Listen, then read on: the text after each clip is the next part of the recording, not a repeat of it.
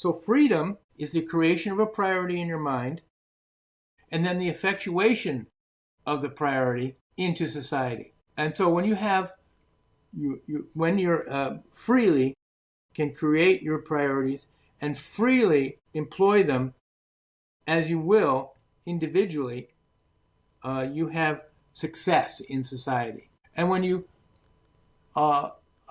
freely create your priorities and you effectuate them into society, and it's the only ones that are effectuated, then you have total control, and you have a huge dichotomy of the have and have-nots.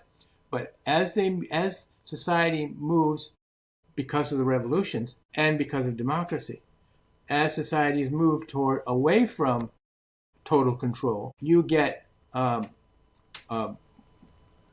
more knowledge into societies, because priorities are a type of knowledge, and as freedom comes into societies, those are the ones that become more prosperous, and as they become more prosperous, they also become more peaceful. So as that dichotomy between freedom and control happens uh, uh, throughout the world, the wider that divide is, the more conflict. The closer that divide becomes, uh, the more peace you have. So I hope that answered your question. So why do you think we haven't had revolutions for such a long time? We have such steep social stability despite similar conditions and similar levels of social unrest to the eras of the French Revolution and previous revolutions in history.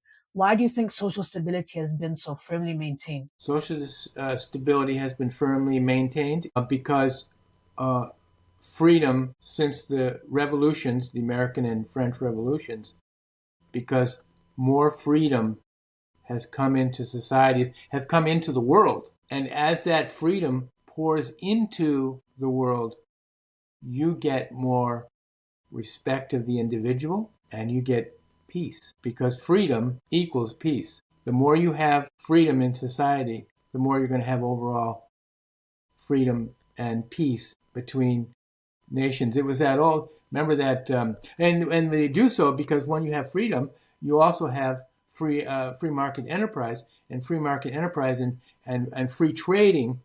And I'm reminded of that old adage by, I think it was Foucault, that said, if goods don't travel across boundaries, armies will. And so as the flow of commerce throughout the world has increased, so has the stability of the world increased. And I think that answers your question, why.